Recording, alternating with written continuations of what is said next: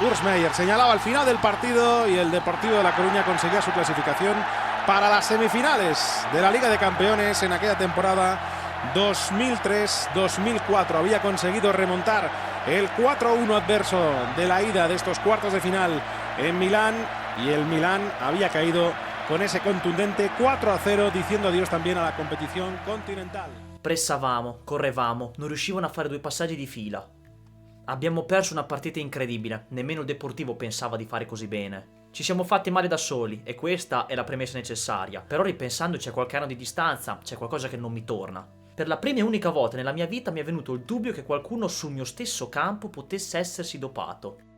Ci sono notti che entrano nella storia del calcio, notti in cui il destino sembra essere già scritto, deciso, e poi all'improvviso succede qualcosa di inaspettato, qualcosa che nessuno si sarebbe mai immaginato. Questa è una di quelle notti. È il 7 aprile del 2004, il Milan, campione d'Europa in carica, arriva alla Corugna forte di un 4-1 conquistato nella gara di andata a San Siro. Un risultato che sembra aver già chiuso il discorso qualificazione, i rossoneri sono sicuri, i tifosi sono tranquilli. Dopotutto chi potrebbe ribaltare un passivo così pesante contro una squadra così forte? Ma il calcio è crudele, il calcio è imprevedibile ed è proprio quando pensi di avere tutto sotto controllo che ti pugnala allo stomaco inaspettatamente. Questa è la storia di una disfatta, la storia di una squadra che aveva in mano tutto e che in una sola notte ha visto il proprio sogno infrangersi davanti agli occhi del mondo intero.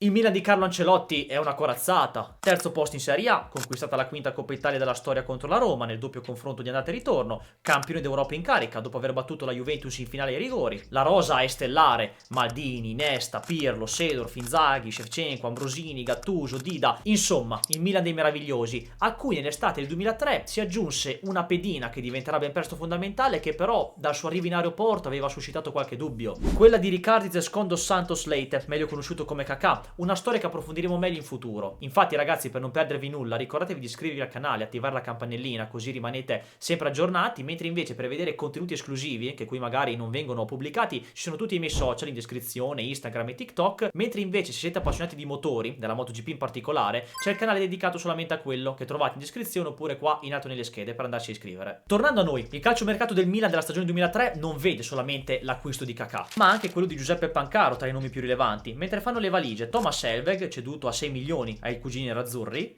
Demetrio Albertini, stella del club che se ne andrà via gratuitamente alla Lazio, José Chamot che passerà al Leganés e Roque Junior al Leeds in Premier League.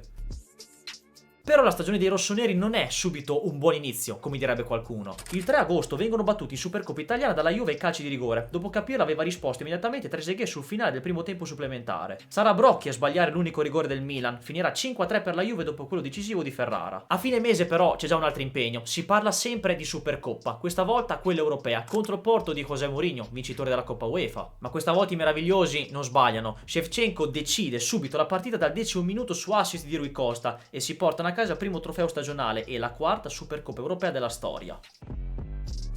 È un Milan straripante quello del 2003, spazza via ogni avversario che incontra. Pensate bene che la prima sconfitta arriverà solamente il 21 dicembre contro l'Udinese, complice anche una dura trasferta a Tokyo per la Coppa Intercontinentale, giocata la settimana prima, in cui i rossoneri perderanno 3-1 i calci di rigore contro il Boca Junior, allenato da Carlos Bianchi, che è una sorta di bestia nera per il diavolo, perché lo stesso tecnico 9 anni prima batté la squadra di Silvio Berlusconi nella Coppa Intercontinentale del 1994, in cui rifilò 2 gol con il suo Vélez Sarsfield al Milan di Cappello.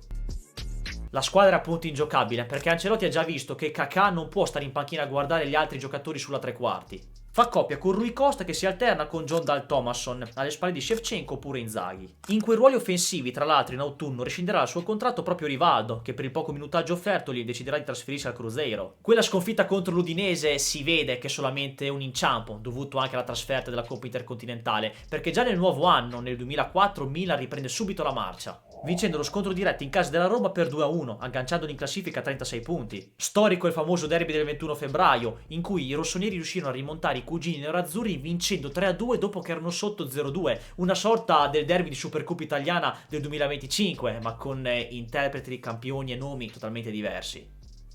Riprende appunto la marcia al Milan, quella che porterà al 17° scudetto della storia, perché perderà la prossima partita solamente il 9 maggio del 2004 in casa contro la Regina, penultima giornata di campionato. In Champions League invece non è come in campionato, i rossoneri sono come un diesel, ci mettono un po' a carburare. Sono sorteggiati nel girone H insieme a Celta Vigo, Bruges e Ajax. Le prime 3 partite di andata sono una vittoria contro gli olandesi, un pareggio contro gli spagnoli e una sconfitta in casa contro il Bruges, la seconda sconfitta stagionale che non mette di buon umore le cose nel girone. Ma bastano 2-0-1 fuori casa al ritorno sempre contro i belgi e l'Ajax, dove in quest'ultima Kaká segnò il suo primo gol in Champions, per concludere primi nel girone nonostante la sconfitta all'ultima giornata in casa contro il Celta Vigo. Negli ottavi di finale il Milan viene sorteggiato contro lo Sparta Praga, che viene facilmente superato. Dopo lo 0-0 dell'andata i cechi vengono spazzati via con un 4-1 al ritorno a San Siro. All'urna dei quarti la squadra capitanata da Paolo Maldini ritroverà un vecchio avversario, il Deportivo La Coruña. Il suo allenatore è Javier Ureta, ex giocatore di Atletico Madrid e Athletic Bilbao tra gli anni 60 e 70, che dal 1998 ha assunto la guida del club, e quelli sono proprio gli anni d'oro del cosiddetto Super Depor. Nell'annata 1999-2000 vinse per la prima volta il campionato spagnolo, riuscendo a battere le rivali Barcellona e Valencia. Il mister riceve inoltre per la sua seconda volta il premio come miglior allenatore dell'anno, che aveva vinto per la prima volta, nella stagione 97-98, quando con il Celta Vigo chiuse sesto, centrando una clamorosa qualificazione in Coppa UEFA. 2 anni dopo, nel 2002, la bacheca di trofei si arricchì con la vittoria della seconda Coppa del Re della storia grazie al successo contro il Real Madrid, che quell'anno vinse la Champions contro Bayer Leverkusen. Nella Champions del 2003-2004, prima di arrivare ai quarti contro il Milan, i galiziani pescarono nel girone l'AEK Atene, il PSV Eindhoven e il Monaco, piazzandosi al secondo posto dietro i francesi e staccando un pass per gli ottavi, dove affronteranno la Juventus di Marcello Lippi, finalista della scorsa edizione come ben sappiamo. I bianconeri però caddero inaspettatamente contro il Deportivo in quel doppio scontro. 1-0 il punteggio a Riazor, che la Juve non riesce a ribaltare nemmeno tra le mura amiche, perdendo nuovamente di misura. È un Deportivo con un organico di tutto rispetto: il portiere Molina, Luque, Andrade, che vedremo qualche anno dopo alla Juve, Capdevila, uno dei futuri perni della nazionale spagnola, e infine gli attaccanti Juan Carlos Valerón e Walter Pandiani, quest'ultimo uruguaiano con passaporto italiano. Alto, magro, educato, pacato, asciutto, attento nei dettagli anche quando parla, Juan Carlos Valerón, detto il Flaco, o semplicemente il Mago, è un vero e proprio prestigiatore con la palla tra i piedi e ha 2 particolarità. È stato allenato da un italiano, Arrigo Sacchi, all'Atletico Madrid, e ha indossato la stessa maglia, quella del Deportivo La Coruña, per ben 13 stagioni, 422 partite ufficiali. Come un suave trequartista ama l'imbucata, vive per il passaggio, quello con i giri giusti, chiede sempre la palla, la cerca come se fosse una bella donna. Rischiare è il suo motto e il suo idolo, Andrés Iniesta, gli farà una piccola rivelazione in futuro. Pagherei per vederlo giocare. Non è il primo scontro fra Milan e Deportivo. La loro prima partita insieme fu giocata in Champions nella fase a gironi del 2000-2001, dove i rossoneri vinsero 1-0 con un gol di Elveg ad inizio ripresa. E nuovamente l'anno prima, nella fase a gironi del 2002-2003, l'anno in cui, come sappiamo, il Milan vinse la competizione. Prima vincendo in casa degli spagnoli, poi perdendo l'ultima giornata di ritorno in casa. Un anno dopo quindi è tempo di riaffrontarsi per i quarti. L'andata si disputerà a San Siro con Ancelotti che manda in campo i titolarissimi. Classico 4-3-1-2 con Dida in porta, Cafù, Costa Curta, Maldini e Pancaro nel reparto difensivo. In mezzo Pirlo, Seedorf e Gattuso, con Kaká alle spalle di Shevchenko e Inzaghi. Irureta risponde con un 4-2-3-1 dove le sue stelle non mancano, e infatti sono proprio i galiziani a prendere il controllo della partita. Perché dopo 11 minuti, il rifle Walter Pandiani sblocca la partita battendo Dida con un colpo di testa. Iniziano le risposte del Milan, che comincia a bombardare la porta spagnola. Prima con Kaká, poi con Seedorf, con un sinistro finito a lato, un tiro simile al gol del 2-3 che aveva segnato nella rimonta del derby di un mese e mezzo prima. Di nuovo Kaká con un destro centrale facile per Molina, ma gli sforzi si compensano. Allo scadere del primo tempo, al 45esimo precisamente, Cafù mette un leggero traversone sempre per Kaká, che grazie alla sua tecnica mastodontica prima stoppa di coscia e poi al volo di destro pareggia la partita. Neanche il tempo di finire la prima frazione che Inzaghi una palla gol colossale per ribaltare subito il risultato, ma si va sugli spogliatoi sull'1-1. Non è facile per il Deportivo tenere testa a questo Milan, e infatti la ripresa inizia subito bella forte. Shevchenko si libera dalla retroguardia galiziana e imbuca Molina all'angolino, e già 2-1 a inizio secondo tempo. Non c'è più storia, il Milan dilaga. Nei successivi 7 minuti cala al poker al Deportivo. Kaká fa doppietta e firma il tris dal limite dell'area. Al 53esimo Pirlo chiude i giochi. E in che modo? Non poteva non farlo su punizione. San Siro esplode, mentre Ancelotti rimane sempre sulle sue. È un Milan che vuole vincere tutto, vuole prendersi tutto in quella stagione, e quindi si va in Spagna con tranquillità per cercare di gestirla e staccare un pass per la semifinale. Deportivo e Milan scendono in campo a Riazor agli ordini dell'arbitro Ousmeier. Per molti l'epilogo è già scritto, ma evidentemente il Super Depor vuol far capire al Milan già dai primi minuti che la cosa non sarà una passeggiata. Se passiamo il turno, vado a piedi a Santiago de Compostela. È la scommessa dell'allenatore Irureta per la notte del 7 aprile 2004. Già al quinto minuto, i padroni di casa passano in vantaggio con Walter Pandiani. L'attaccante uruguaiano, servito in area da Romero, trova il tempo per girarsi, arretrare fino al limite e far partire un sinistro radente a fin di palo sul quale Dida può poco. È 1-0. Il Milan sembra non esserci in campo e Victor va vicino al raddoppio che gli viene negato solo dall'incrocio dei pali dopo un tiro deviato. Poco dopo un'occasione sempre Kaká, riesce per un attimo a beffare Molina, ma il portiere spagnolo è reattivo nel parare la conclusione del brasiliano che finirà fuori. Ancora pericoloso il Deportivo, Victor serve Valerón in aria e quasi come se fosse un rigore si vede respingere un tiro da Dida, ma il Milan continua ad arrancare con il suo portiere impiegato a fare i massimali. L'appuntamento con il 2-0 per i galiziani solamente rimandato al 35esimo quando sempre il flaco Valerón, lasciato colpevolmente troppo solo in area piccola, non deve fare altro che appoggiare in rete di testa un pallone servitogli con un cross al bacio da Luque dalla sinistra e questa volta Dida non eccelle. Il Riazor, già caldissimo, diventa una bolgia quando al 44esimo la situazione viene totalmente ribaltata quando Luque trova il pertugio giusto tra le mani della difesa meneghina. Nesta sbaglia, scappa a Cafù e a tu per tu con Dida lo fulmina scaraventando la sfera sotto il 7.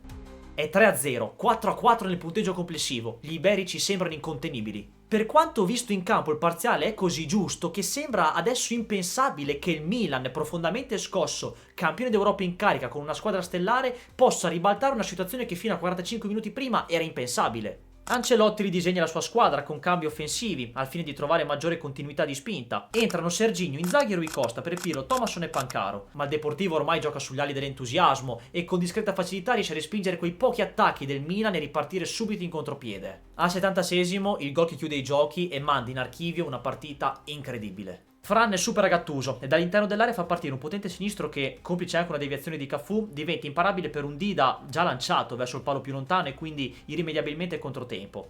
Clamorosa Riazor, è 4-0, la rimonta è diventata realtà. Il Milan ce la mette tutta per provare a rimettere le cose sui giusti binari, ma in attacco in molti sono incappati in una serata complicata, una di quelle nelle quali si fa fatica a trovare la porta. Triplice fischio, la partita è finita. Irureta vince la sua scommessa e il Milan, campione d'Europa in carica, la compagine probabilmente più forte del pianeta in una serata fredda e umida di aprile, è fuori dalla Champions. Una delle eliminazioni più clamorose della storia, una delle rimonte più clamorose della storia e il Milan non sa ancora cosa gli aspetterà un anno dopo. Pressavamo, correvamo, non riuscivano a fare 2 passaggi di fila. Quando hanno tolto Pirlo ho pensato che stavamo facendo le cose molto bene. Le parole dell'attaccante che segnò sia l'andata che al ritorno, Walter Pandiani. Il giornale spagnolo Marca titolò così l'impresa del Deportivo, definendoli come eroi.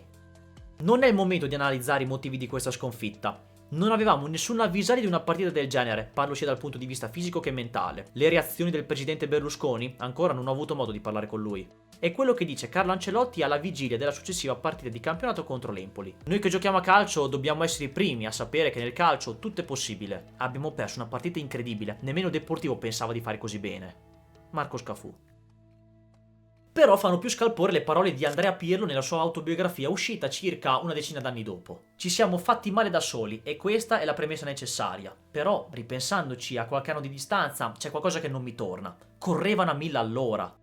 Compresi i giocatori un po' in là con l'età, che non avevano mai fatto della velocità abbinata alla resistenza fisica il loro punto di forza. Quando l'arbitro Meyer ha fischiato la fine del primo tempo, sono schizzati nello spogliatoio, l'andatura era quella di Usain Bolt. Non riuscivano a fermarsi nemmeno in quel quarto d'ora di riposo teorico, inventato apposta per tirare il fiato, quantomeno per camminare.